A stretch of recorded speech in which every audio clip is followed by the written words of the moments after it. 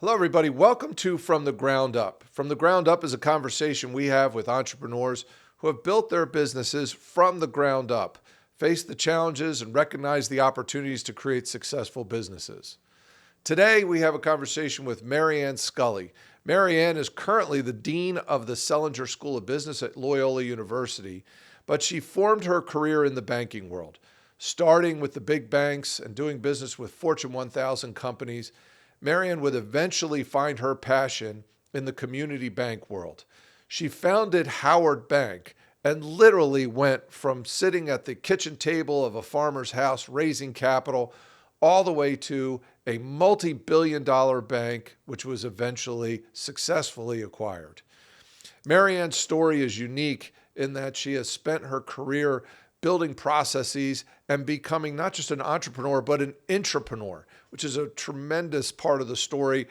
We look forward to sharing that with you. She'll share her history, what it was like to start a bank, what it was like to go through the financial crisis, what it's like to deal with the increase in regulations and costs, advice to young women on their future careers.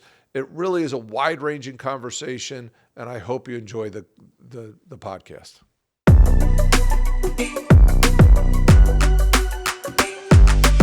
So welcome, Mary Ann. Welcome to From the Ground Up. It's great to have you here. Great to be here. Thank you very much for asking. Absolutely. So you're busy these days. I am very busy these days. So how? What a change! You go from the incredibly busy world of banking to being the dean of Loyola's business school, and which was busier?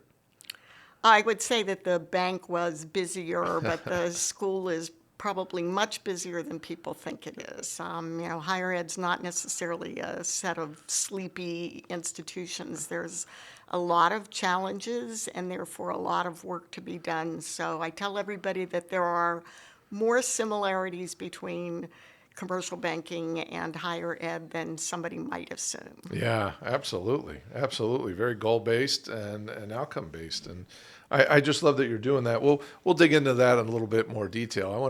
I want to circle back a little bit and start with how you got into banking. I watched a video of you not long ago, and you were talking about starting your career, and you made the comment, no one goes to school with the intent of being a banker, but one day you find yourself in that position. Can you talk to me about your path to get to this industry? Sure. And I will say some people go to school to be certainly investment bankers, but Right. far fewer commercial bankers, and certainly way back when, not many people. So it was an accidental journey in many respects. I was a liberal arts undergraduate, which is one of the things that I think I bring to Loyola is that ability to toggle between liberal arts and the business school, and was not sure of what I was going to do next, but was planning on moving to Baltimore. I was getting married for the first time and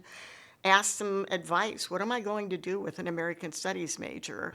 And somebody that in hindsight I should be very grateful to said, banks and insurance companies have great training programs. Not as true, unfortunately, now today as many years ago, but they said they're looking for smart new graduates and you should be able to get a job. So I applied to a number of places, one insurance company, 3 banks, was offered a job at all of them. Interestingly, took the job that paid the least because it provided the most flexibility. It was a more flexible training program, which right away probably told me something about myself that I didn't know. But my intention was to stay in banking 3 to 5 years, go back to law school, and enter a different career. And I fell in love with banking, partly with the variety of banking, the ability to use your brain from an analytical problem-solving perspective, but also to interact with people. I didn't have to make a choice as I would have in other industries.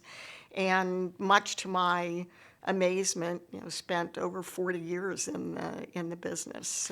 So you said it said something about you. What did it say? That I am easily bored, I would say, as I have said to many people along the way, and that affected my banking career and probably affects the kinds of things that I try to do even on a university campus to sort of change things up, being respectful of tradition, both very traditional industries, but trying to change things up. So it's that ability to have some sense of agency in creating your own path forward.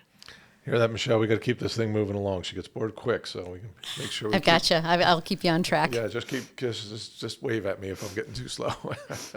So, so much of that for our entrepreneurs, rarely do they come in out of school and say, I always wanted to be X, and they go into the business, and that's their path, right? The paths tend to they tend to move and they tend to be a little bit almost uncertain until you find that magical moment where you say, oh, okay, now this was what I was meant to do. But for you, it wasn't right away. For you, you went into the banking industry. You were working for some very large banks, and so initially you were part of that big machine.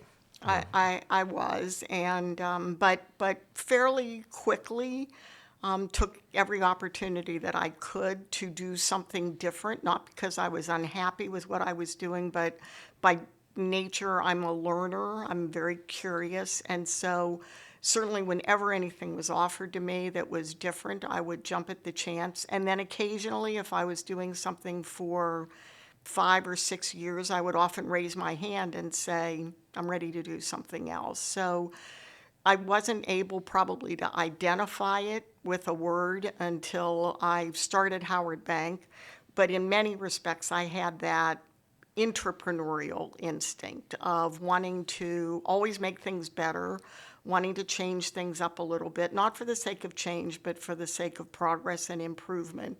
And that guided a lot of the decisions that I made along the way and allowed me to do a lot of very different things at those larger banks that then, ironically, prepared me for being a CEO and being able to look at a lot of different perspectives when we started Howard Bank. Yeah, I've heard you use the word entrepreneurial, and I do love that word because I remember my days at Merrill Lynch. Right, you have an entrepreneurial mindset, but you are part of a bigger company, and while you're managing your practice, your business, your book.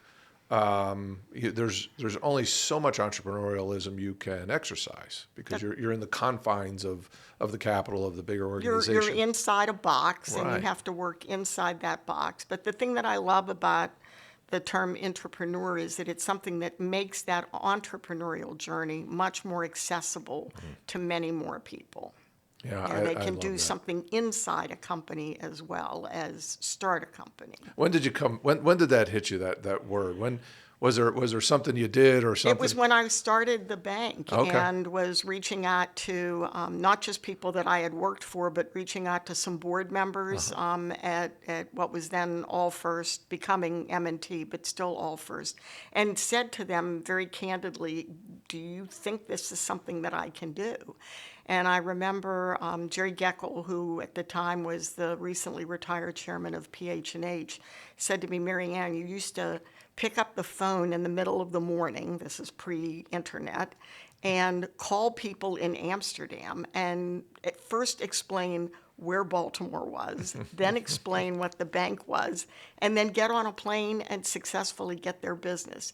Trust me, if you could do that, you can start a bank. So it helped me think about the fundamental personality traits or skill sets that you need to have, and helped me be much more confident about setting out on that path of starting something.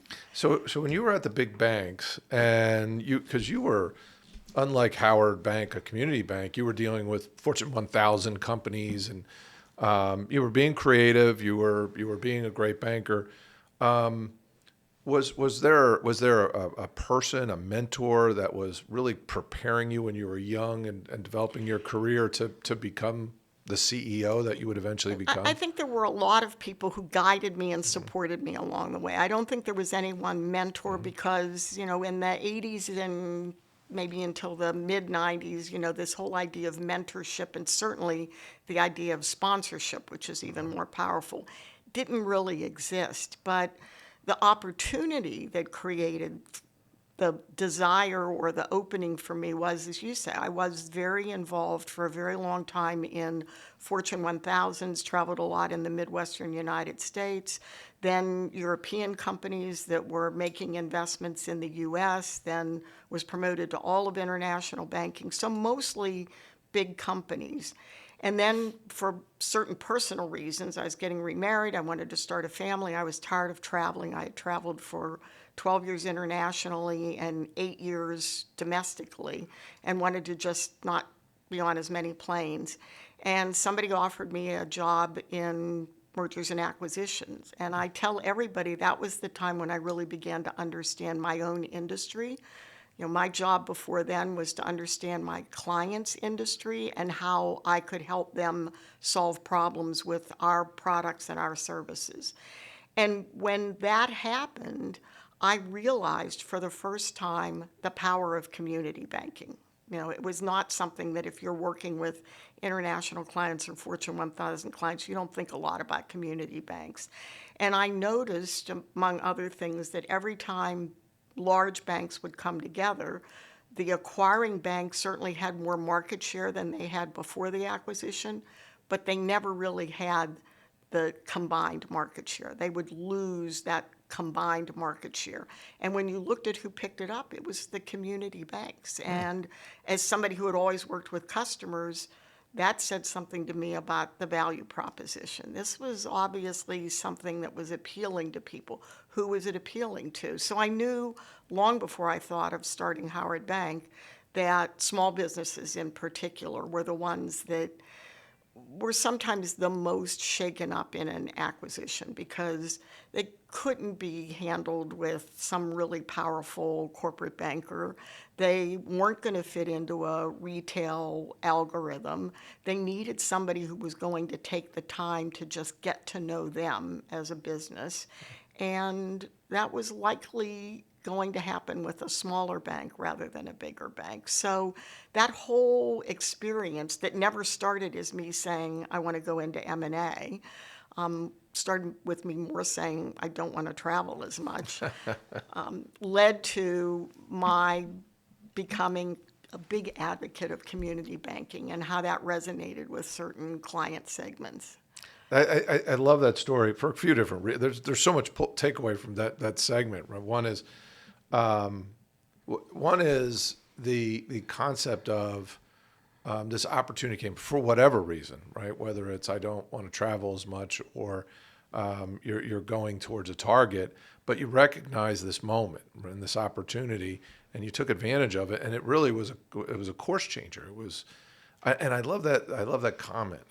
It taught me to think about the banks, the way the bank works, and the way and understanding the bank as opposed to the clients. Because, I mean, we're blessed like you to have clients, and we hear the stories of entrepreneurs, and we hear the stories of how they made money and how they built wealth, and that's my favorite part of the job, right? That's why we do it. We're doing this podcast, and yet it was when we left Merrill Lynch, which was a massive acquisition, Merrill Lynch and Bank of America. And we've seen this big push out of the banking system away into big advisors going independent. And it wasn't until we got there, we were in control of our capital, and we started to think about our business, that we really understood our business better. You've been there. You've been there, done that. Yeah, Yes. it's really remarkable. But still, you had to make this transition from the banker of the large behemoth companies to this community banker, and so you're getting this experience. There's still a switch there, right? You're in M&A. You're starting to understand the banking world. You're starting to understand the power of community banks. But what was the moment where you said, I think I want to make this transition? So there were two moments. I mean, when I was in M&A and then for a period of time ran the strategic planning group, it was more an intellectual exercise, if you will. And then I said, I want to go back on the line, partly because I felt always and still do and advise people accordingly. The line is really where the greatest opportunities are, whether it's financial or influence, and I wanted to go back to the line. I missed dealing with customers, and so I was given the opportunity to run what was eventually called the regional banking group. So now, instead of large corporate, my clients were retail customers, small business customers, and middle market customers. And I The had lifeline of business. exactly The lifeline of our economy. exactly. And I had to think about ways to better service them. And we went through a massive reorganization where we created these little 9 mini banks inside a big bank to look like the community banks. And I loved that as well. So it was no longer just an intellectual strategic exercise. This was fun to deal with these kinds of clients, and it was fun to deal with their representatives and understand what our people could add in value to those companies. So the big catalyst, of course, there are always catalysts for me, was when M&T bought Allfirst, and I wasn't going to have that kind of span of control. I wasn't going to be running all of retail, all of small business, all of middle market. That clearly was not something that was going to happen in a much larger bank. And the first thing I knew was I didn't want to step back to something narrower. I loved this idea of being a banker. Did you feel more connected? I felt more connected, and I also felt like I could legitimately say I was a banker. Not I'm an international banker, I'm a corporate banker. I was a banker. I had done a number of things. I had support areas that reported to me. So I knew that I wanted to not go narrow. I was financially able, because I was an executive with a change in control package, to take some time off. Everyone at the bank said, "You're going to start a bank." And I will tell you honestly that I said, "No, I don't think so."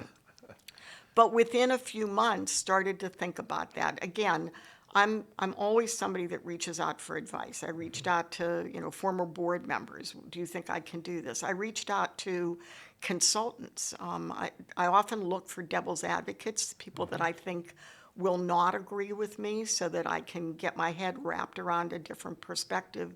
And I reached out to 3 New York City consultants or investment bankers that I had worked with and said, "I'm thinking about starting a bank," thinking that they would all say, "Oh, you're crazy, Mary Ann. Why Right. would you want to do something like that?"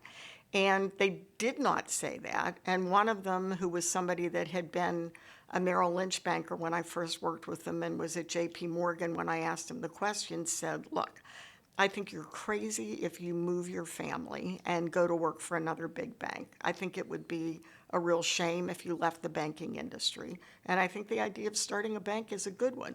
Where are you thinking about starting it? What segments are you thinking about addressing?" And when I finished telling him, he said, "When you're ready to do the second capital raise, call me and I'll invest." That's fantastic. But you had to have a first capital raise. I did, which was the classic friends and family, Okay. sitting literally in people's club basements, sitting across the kitchen table from farmers. This was mostly Howard County focused initially, and just telling the story. And I'm a big believer in relationships, but I'm also a big believer that relationships are organic. So years later, people would say to me, "Oh, you must have known so many people in Howard County." And I said, "Nope, not really. I was commuting to Baltimore most of the time, so I did not have a strong network. I had a couple of not-for-profit boards I sat on. But what I learned was one person, if they liked the story, would lead you to another, who would lead you to another, not unlike your business." And after 4 months, we had raised $5.5 million, which then meant we had to up our initial goal, because I didn't want that $5.5 million from 20 people to be too much of a control factor. I thought that would turn off other people. So instead of deciding whether we were going to try to raise 8, we decided that we were going to try to raise 12, and we ended up raising a little over 16. Wow, fantastic.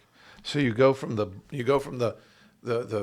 boardroom overlooking the city to the kitchen table with the farmers, and you raise 16 million, and Howard Bank is born. That's a fantastic story. That's just a great story. And that was year 2004? Okay. So we're coming off the stock market, bear market, and you start Howard, and you've raised this capital, and day one, you have the capital, the bank is formed, and it's a completely different experience. You have a day one bank. You're not walking to what you traditionally know, right? An environment and a team and a process, and you have to create everything. Yes, and we in banking, you have to have created a lot of it before you even open the doors. I mean, you have to have leases signed for at least one branch location, at least you did in 2004. You have to have people hired who at the executive level can be approved. You have to have a board, and all of this before you have a charter. It's a condition of the charter. So a lot of this is convincing people not only to get behind you, but convincing them that if they get behind you, this will become a reality. And then that day one, you now have the capital, you now have the charter. Your effort is no longer directed towards raising capital, hiring people, deciding what back office systems you're going to use. Now you're running a bank. And I will tell you quite honestly, that first day, standing in one of our branches while all of our directors were opening checking accounts, you then realize the awesomeness of, well, I've got to get a lot more money from a lot more people than just these people that are on my board. And of course, you've put your branches in place because you think you're going to do that, but you are literally starting from scratch. And for a while, a number of us had our spouses drive through the drive-throughs just to give the appearance of there's activity here. This is real. This is actually real. And when you're trying to decide with a very small team of people who's going to do something, it became an inside joke, but it was true that if you were asking about some particular product or some particular service, and you would say, who knows something about that? Whoever raised their hand would then be responsible for it. That's fantastic. Oh, that's such a great story. The spouse was driving through. That's fantastic. So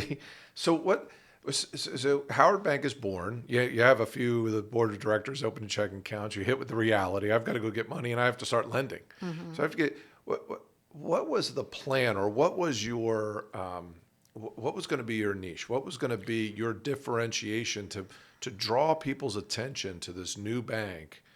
And bring them, because everybody has their banking relationships. There's banks everywhere. What was the original plan? Did it work, and how often did it change? It actually didn't change that much, although as the legal lending limit grew, it allowed us to go from small businesses to middle market businesses. But it was always a niche business. It was always going to be primarily a commercial bank that would be funded by both commercial and retail customers. So we knew deposits are really what it's all about. Lending is the sexy side of the business, but it's really all about your funding. And if you want stable funding, that means it's all about deposits.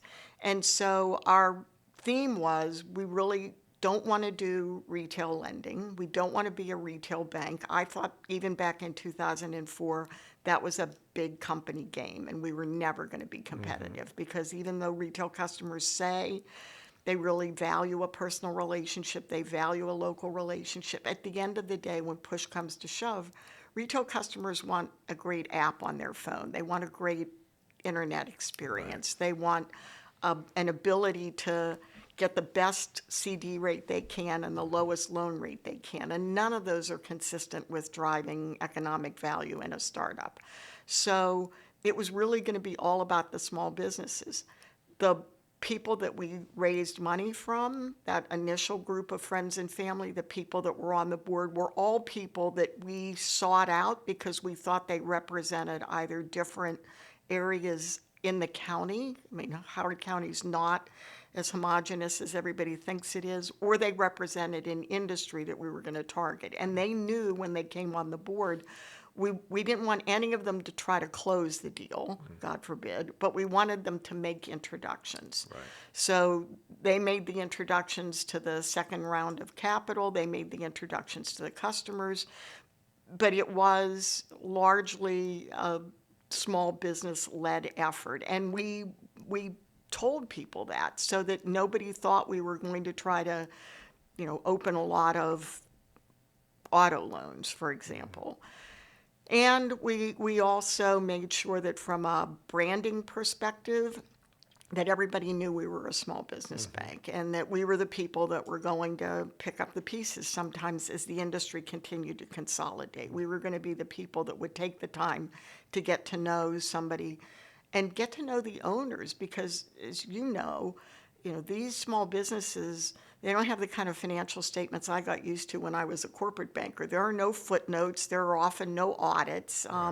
They're kind of opaque financial statements, and it's getting to know the people behind the numbers that helps you make the decisions.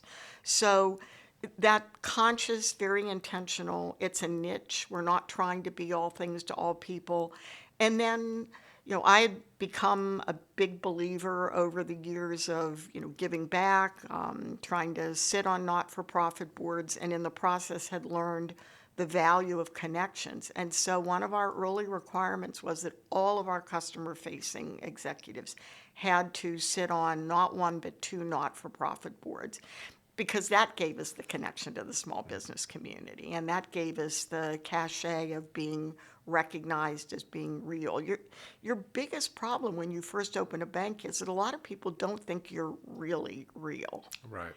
Well, and you have been, you continue to be omnipresent in the marketplace. I mean, you're everywhere, right? And I think it speaks to hard work. It speaks to clearly intention. But I just think that's either you're that person or you're not, right? And you clearly draw your energy from those connections and the involvement. And I've always admired that fact that I see you across the entire nonprofit platform and the for-profit platform, and the fact that you use that as your catalyst to grow the bank and set that example, right? Because that's what it is early on. It's not just saying this is what we're going to do; it's doing it. So that's fantastic. So you start the bank, you have your plan, you go out, you execute, you work hard, and this thing's starting to work. When did you know? What was the moment where you said, okay, all right, this is going to be good? Well, part of it is obviously when we were oversubscribed on the capital raise. I mean, we Right out of the literally gate. had to give money back, which was very painful.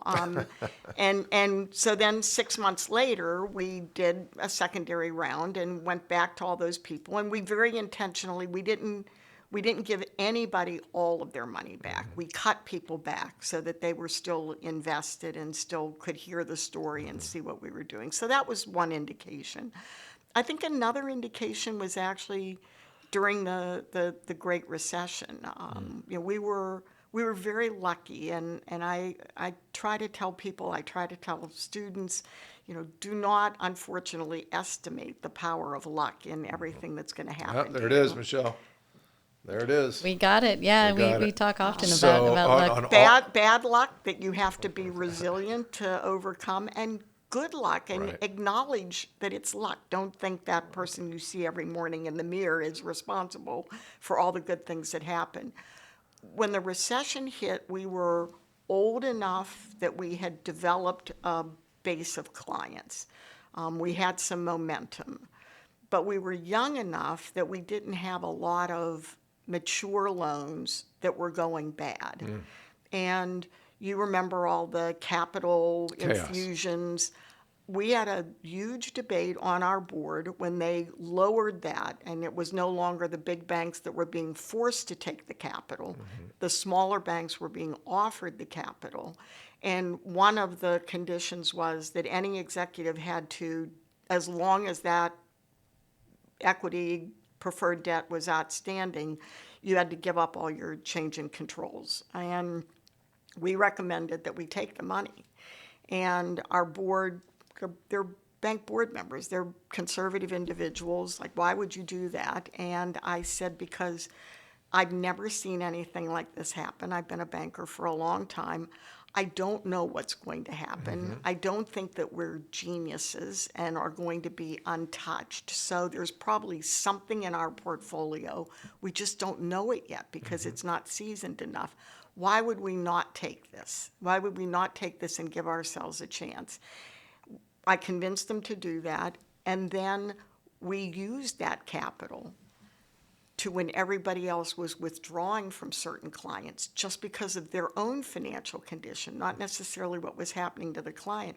We were able to lean into it. We were active lenders all during the recession. 08, 09, 10. Yeah, that's powerful. We grew. We That's grew powerful. during that time period. So that was probably the second thing. And then shortly after that, we were able to do a very small, but our first institutional raise. And that's a different arrival point when you have institutions that are now investing in you. So I'm gonna respectfully push back. So we do this. Luck is a big word that we hear in every one of our podcasts. Entrepreneurs say, I was lucky because of this or that. And what we always say, and for people who listen to the podcast, they'll hear this over and over again. Luck is an opportunity that presents itself, the recognition of the opportunity, the understanding of its potential, then drawing up a plan to take advantage of it and executing. And then you look back and you say, boy, we were lucky that happened. But there's so much more to that. I mean, you were in position, you recognized it, you took that capital, you leaned into the market against what everyone on the planet was doing, right? Mm-hmm. Because I was at Merrill at the time, and saw Bear Stearns go down, saw Lehman go down, and Merrill was a weekend away from going down. Mm-hmm. It jumped into Bank of America's arms. So for the folks that don't remember this, maybe some of the younger listeners, literally the entire global financial system is teetering on the edge. Everybody's worried. Everybody's concerned. Nobody really knows the extent of the damage. And you leaned in. Mm-hmm. And you leaned in. That's such a powerful moment. But I did have the opportunity to lean in. And I had, colleagues from my bank or other banks that started banks just 2 years after me. And they just didn't have enough momentum to be able to seize the opportunity. Right. So I hear what you say. I appreciate it. I'm grateful for it. But the opportunity does need to present itself. Then, yes, you need to seize it. Yes, and you did. And that's fantastic. So from an asset standpoint, 07, and was that an acceleration of assets? It was. Yeah. It was. So where were you, say, 07 through, say?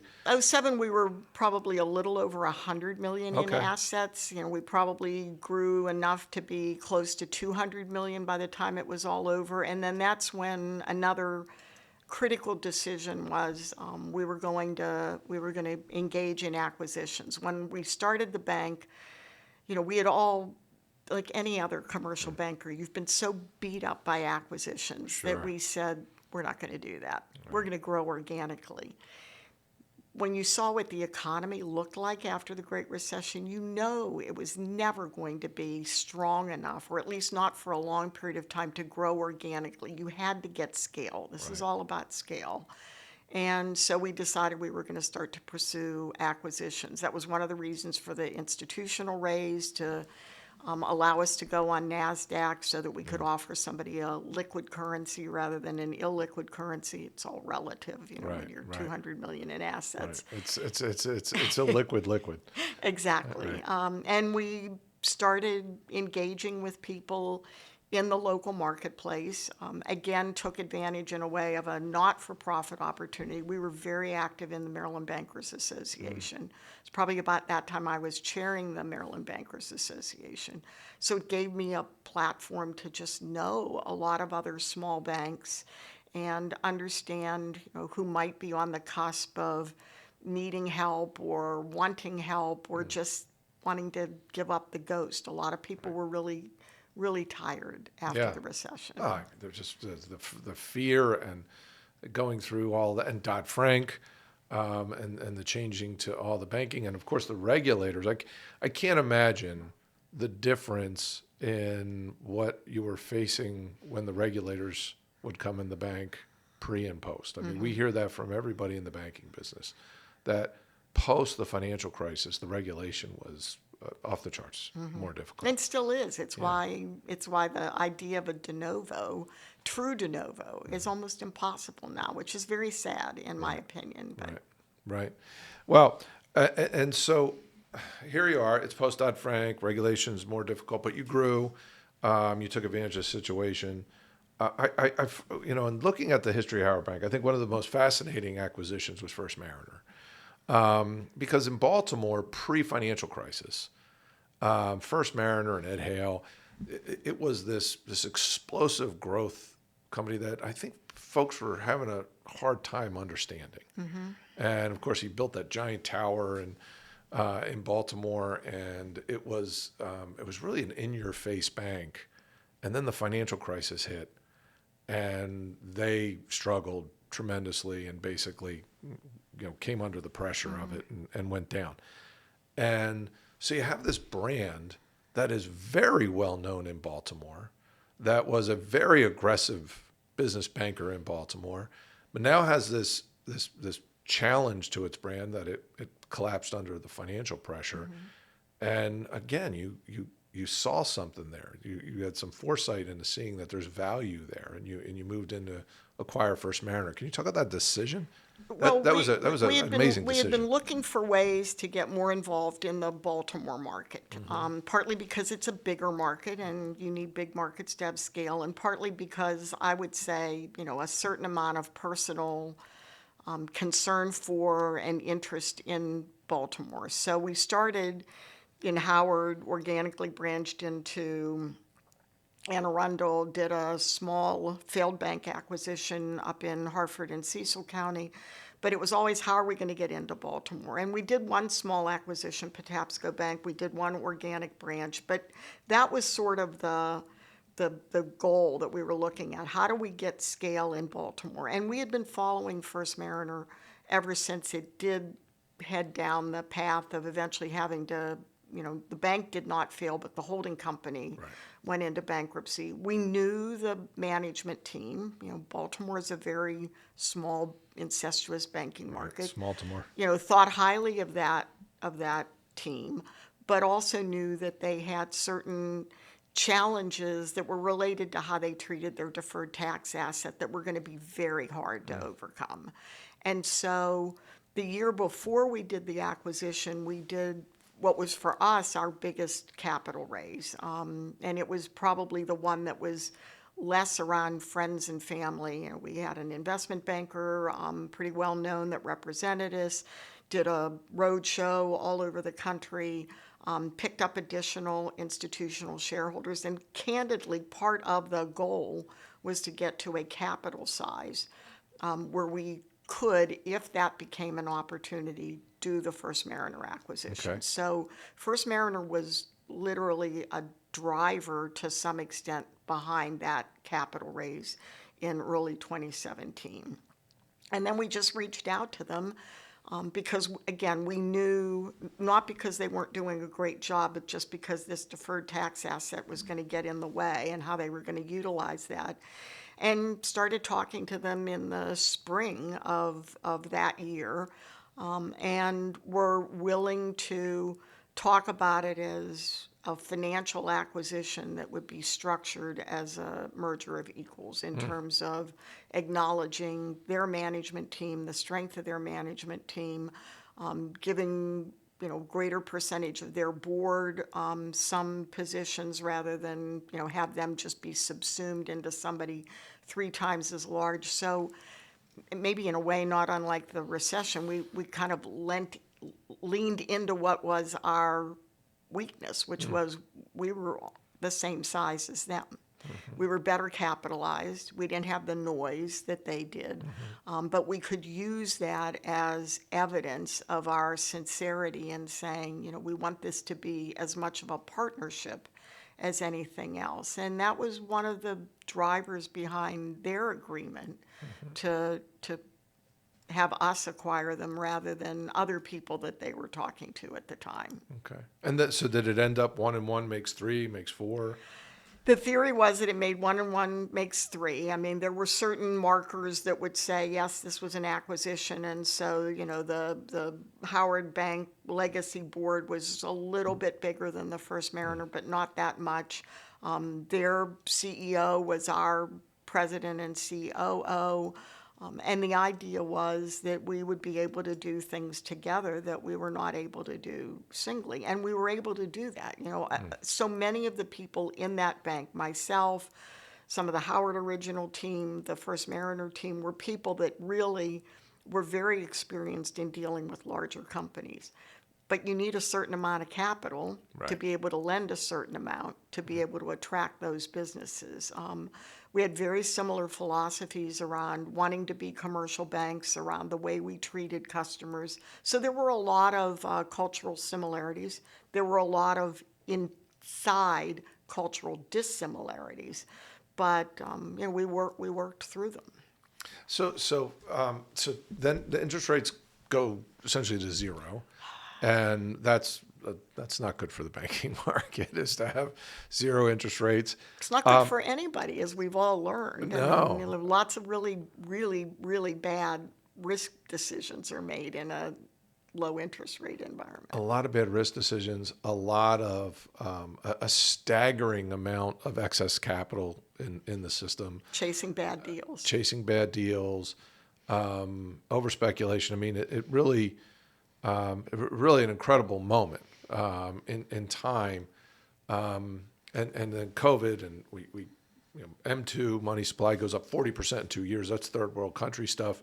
So we have too much capital. We have rock bottom interest rates. You can't make money on interest rate spreads. It's hard to make money in the banking business. So the mega banks, right? They get super aggressive with customers and trying to go into different business areas to make fees, et cetera. And so the regional bank is in an interesting place. And it becomes a very difficult environment to make money. Now, I know some went down the path of real estate, right? Commercial real estate. Everybody went to a corner to try to generate revenue. So you got Dodd-Frank. So your cost is way up with the regulation. Interest rates are down. The mega banks are getting more and more aggressive. How did Howard handle that moment? What was your kind of secret sauce to go through that moment and grow to eventually $2 billion, right? Right. Well, the $2 billion happened, to be honest, I mean, just by bringing the two banks together, Right. and Sure. and the growth beyond $2 billion, that was more organic and more attributable to the value proposition. So it was leaning into the value proposition. Again, very much both of us focused on these small and medium-sized businesses. And the large banks still to this day the only way, it's not a criticism, the only way they can economically handle small businesses is with either algorithms, and underwriting that to some extent is, pre-AI generated, or pushing it all the way down to the branch level, and you don't necessarily have branch staff that are comfortable with those discussions.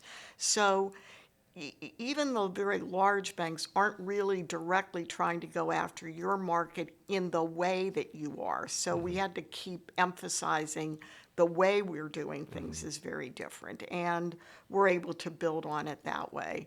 But that very same dynamic of what's happening in a low interest rate environment, of the high cost of regulation and so on, was the thing that took us from what was a good governance practice, in that every year for probably the last 4 years that the bank existed, we would do a 360 analysis. We would bring in an investment banker and say, all right, you're more objective than we are. Help us understand, do we stay our ground and grow organically? Do we try to acquire somebody else?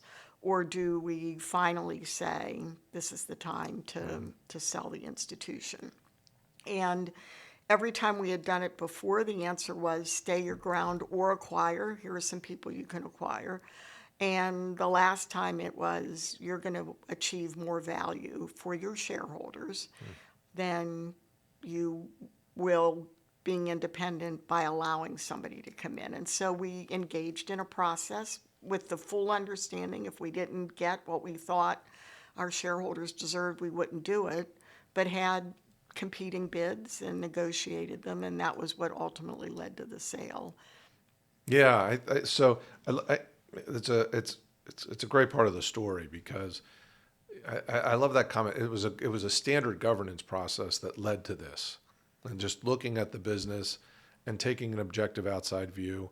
I think for entrepreneurs, especially young entrepreneurs, which we talk to a lot, I think that's a valuable kernel to pull away. That who is telling you what you need to hear, not what you want to hear. Being honest with yourself. We talk about here breaking things that work. Right? Break something that works well because it can work better. And that's hard to do because it's more comfortable, it's more convenient to just hear what you want to hear. That's what entrepreneurs do. They don't say, oh, it's working. They say just because it's working and just because it's not broken doesn't mean it can't be better. Yeah, I love that. And so you're doing it, and every time you did that process, it led to more development, more growth, acquisitions, and then one day it leads to, hey, there might be another opportunity here to add value. And that moment when you got that feedback, what was the feeling? Well, you try to be as logical as you can. Right. It's obviously a very hard emotional decision. Again, if you've made it part of your governance process for a period of years, you by then you're used to someday you're going to get a different answer here. Right. So the head helps the heart, but it's hard. Yeah. Part of the negotiation for us was always looking for the right cultural partners, the people that would keep as many customer-facing people as possible, the people that would be the best fit for as many segments of your customer base as possible. But I'm a huge believer that once you make that decision to be a publicly traded company, you have to be thinking about your shareholders. Absolutely. You have that fiduciary duty. Yeah. Wow, that's pretty. But you still, even it hurts. Yeah, even though you're a CEO and you're doing that, it's your baby. You founded that. No, it's a tough emotional moment. Yeah. But you can't, to be honest, you can't let anybody know that because, Right. Sure. To some extent, you're the one that's commissioned the investment banker, so you've still had some agency in this. And I've always said, despite all the acquisitions I've been on both sides of over the years, acquisitions are a really tough value proposition for clients and employees, because you're basically saying to both of them, you thought you wanted to bank with XYZ, or you thought, even worse, you wanted to work for XYZ. But no, you really want to bank with ABC. You really want to work for You've taken the agency away from all of them. It's a tough value proposition. Yeah. And it's a very dangerous moment. It's the thing that goes all the way back to strategic planning, leads to those opportunities for the smaller banks. But you, especially for your employees, you cannot let them know if you're feeling any sort of heartbreak in all of this. Right. But I love the way you came at this whole process, because you came at it organically through this process. And you were admittedly, let's just say, stressed a little bit about going through this process. But I think that helps you to go find the right buyer. So we talk about that a lot. But so we work with a lot of business owners who are going through the process. We advise them through the process. And we always say, if you think about 4 quadrants, there's emotional readiness and financial readiness. And if you're financially ready and you're emotionally ready, you're going to make the best decision. You'll find the best buyer. But as you're less emotionally ready or less financially ready, you start to rationalize decisions. And one thing we really stress with entrepreneurs, if you go into a sell process and all you care about is the top line number, you're probably going to end up with a bad deal. Right? Because the top line number is going to have something that doesn't make sense, or your in this case, your customers, you got to find the right bank with the right attitude and the right culture. Everything matters for the long-term outcome for you and all your constituencies. And so that's a healthy way to go into it, right? And it's definitely something that I think entrepreneurs struggle with, because once you get in the cycle, listen, investment bankers are really good at getting your heart rate up. You have to understand how they get paid as well as how you get paid. That's Yes, exactly right. They get your heart rate up. Well, I just love that story. And so now, are you still have your hand in the combined bank at all? I don't. I mean, I still own shares because Right. I think they're good shares to own. But no, I went on to another bank board. So I'm on a bank board in Rockville Capital Bank. Right. And that allows me to keep my hand in the industry, Yeah. if you will. Do you miss it, or are you good with it? Because you got a big role here at Loyola. Yeah, I don't miss being an executive at a bank. Okay. It's I mean, partly it's tough and it's Right. different than it was even 10 years ago, and partly I'm one of those people that still is easily bored and looking for a new challenge and looking to learn different things and looking to, for me, much of my life is about how can I make a difference, whether it's for a client, whether it's for an employee, whether it's for a community, how can I make a difference? And when the Loyola opportunity came up, the discussion started in between the announcement of the sale and the close of the deal. So, I think we announced my new position, weeks after the close, and people were like, "Wow, that was fast." And I was like, "Well, not really, not really." But it's a chance, selfishly, for me to learn something very different, and hopefully to add the value of having worked as a kind of a change agent in the banking industry for so many years, and using that to help Loyola leverage all the wonderful things they've done over the years, but also lean into the fact that for higher ed, it's a very different world. Well, I first of all, you and I have a mutual friend, Larry Buell, who's been involved in the Selinger board and the business school for a long time, and it's just a wonderfully run organization, and with a lot of alum support, which I absolutely, hearing him tell the stories about how the business school runs, they are lucky to have you, because as you think back about your entire career, you had the big bank. I'm learning about other businesses, and then you learned about your business and M&A and running a business and being an entrepreneur, and exiting and as I said, being omnipresent in the market. So you have connections and contacts that you have that you can share with your students. I mean, it's a really great fit. I think it's going to be pretty exciting to see what you do with I'm it. excited, although I will tell you that not unlike all the people at Allfirst that said you're going to start a bank, and I said, no, I'm not. The first couple of times Loyola asked me to apply, and it was an application, it was a search process, there was no gift. I said initially, I've never imagined myself being a higher ed administrator, and the person that led the search firm said to me one day, all right, just do me a favor. Just think about what you would do, because you know the school. I'm an MBA grad, and I'd stayed very involved with the school. I was on the board of sponsors myself. I was on the board of trustees at the time this all started, obviously stepped back from that position. And he said, you know the school, you know the employer market, you know a lot of other alums. Just think about what you would do. And that was, for me, as I say, the beginning of the new beginning, because I started thinking about, well, we could do this and we could do that, and got myself excited about it. And That's great.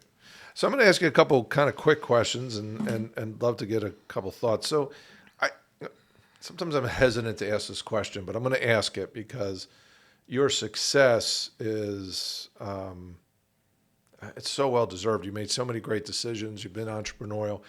But you were also, when you were growing up in the banking business, this was a male-dominated world, and you were out there and you were an executive and you were excelling at a very rapid pace, started the business.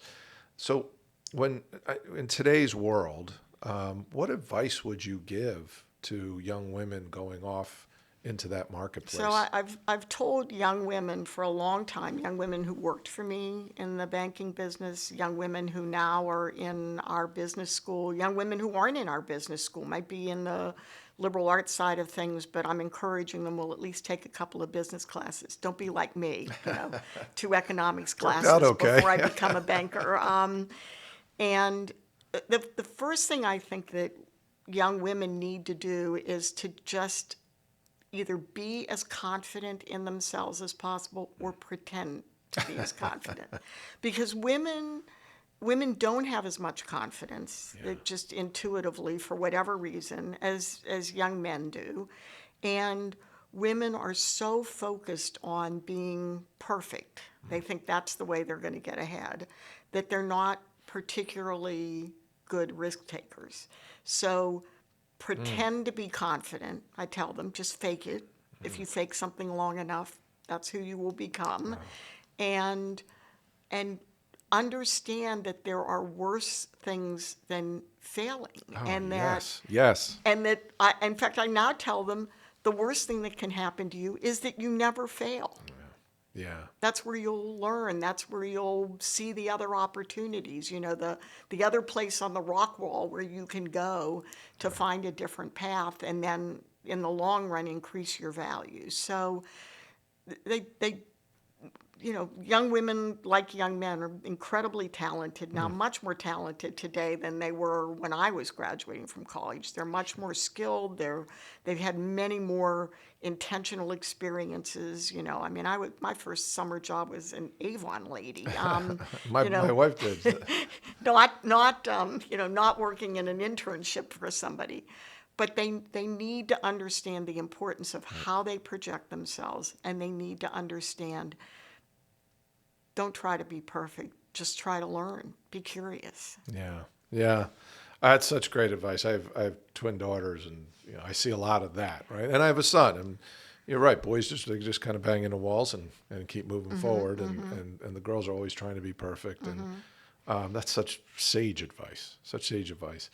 And so, what about today's kids? I'm curious in your take. I'm not a big fan of kids today. They're never going to make it. What you hear. We were all kids, and the prior generation was always questioning us. But they are unique, right? They grew up in a different time period. They grew up with technology. It's a different. How do you see that, and how do you adjust? You have all this experience that you bring to the table, but generations are different. And how do you put that together? So to some extent, I'm lucky because I was a late in life mother. I'm tired of traveling and thinking about starting a family, so I'm going to go into M&A moment. So I have a Gen Z. My only child is a Gen Z, so I have some experience. First of all, I agree with you that the oh woe is me. People have been saying that for thousands of years, and. Exactly. The last group were the millennials. The millennials, they're such a mess. And I used to say to everybody, the millennials are just baby boomers on steroids. They're right. Baby boomers without any patience at all. It's not something that you should worry about. Gen Z are very different because they've had, they've been scarred to some extent by, having this thing in the palm of their hand, that they don't even always realize they can put up to their ear and talk to somebody. And they have been very damaged by social media, no doubt about it. We have adults that are damaged by social media that believe that the things that people post on Facebook is really what their life is like. Right. And they've had some other scarring experiences, the lockdown drills, for the ones that are slightly older, 9/11, and the vibrations they would feel even, I think, as 3 and 4-year-olds in their family. So they've got their challenges, but weirdly, it has made them, I think, a much more compassionate generation than some other generations. These are people that really do care about not just what's going to happen to them, but what's going to happen to the world. But at the end of the day, it's our job, now I'll say this, as educators, to meet them where they are and say, how do we leverage the strengths that they have, and how do we, more than anything, I think, make them understand the agency that they have. That's the biggest challenge. They feel, I think, because of the internet and because of social media, sometimes like they have no real control over their lives. They have more control over their lives than they would like to think. That's our job. Give them the confidence, give them the tools, make them recognize that they can do certain things, and they will be successful if they aren't afraid of failure and if they lean into relationships. And that's certainly, as you said about Larry, I mean, the alumni network is just second to none, and I have been so amazed in the last 2.5 years. Anytime I ask an alum, I'm not saying ask them for money, I'm saying ask them to get involved. Hey, will you come and speak to our students? Hey, will you do a shadow day? They always, 100% of the time say yes. That's fantastic. Yep, that's great. Yeah, my kids, my two girls graduated college in our living room during COVID. Oh, yeah. And my son was actually at Wake Forest. He was playing football, and he was like in prison for months. He had to sit in a hotel. Everybody else went home from school, and they were in a hotel room like 18 hours a day. And they got out for practice and meetings and did everything, and they brought food to the room. I mean, that's scarring. I don't care who you are. Exactly. That hits you. If we don't acknowledge the Right. impact that would have on somebody, and that it's not something we went through in the same way, because we weren't 18 when it was happening, or 16 or 15. But look, I started my academic journey as a history major. It will all turn out okay. Yep, life is a cycle. Life is a cycle. So you're still traveling? I know you love to travel. Are you still doing it for fun? I do still love to travel. Yes, I try to go overseas at least once a year. I'm planning a girls' weekend with a group of friends, and we're going to go up to Quebec in January. Nice. I'm it's that curiosity, or easily bored, or both. It's easily bored. I think that's a signal. Well, this was just such a fun conversation. Thank you so much for coming in. What a wonderful story. You had so many twists and turns, and yet in a weird way, no matter how dramatically different they were remarkably focused. And I think that's part of the story here is you were clear-sighted, and you understood opportunities at each stage. Taking the 2 economic classes, going into banking, going to M&A, starting the bank, being an entrepreneur, being an intrapreneur. Love that term. Absolutely love that term. Well, if nobody's heard this, I'll claim it as mine. And now this, again, another new endeavor, and you're going about it in a purposeful fashion. Loyola is lucky to have you. I can't wait to see what you do there. I hope so. Thank you. Yeah, absolutely. And so with that, I want to thank everybody for tuning in to From the Ground Up. We had a wonderful conversation with Mary Ann Scully, the founder of Howard Bank and now the dean of the Selinger School at Loyola. As always, we're going to encourage you to like and subscribe. We are on all of the following of everything that's podcast. So Apple, Spotify, you can go to our website, and anywhere where you find podcasts, you can find us. Thank you very much for listening. Michelle, did I get it all? I think you did, and I will add one plug, and that's fromthegroundup.fm. Easy to find. Yeah, fromthegroundup.fm. Sounds good to me. Thank you, everybody, and thank you, Mary Ann, for coming in. Thank you very much.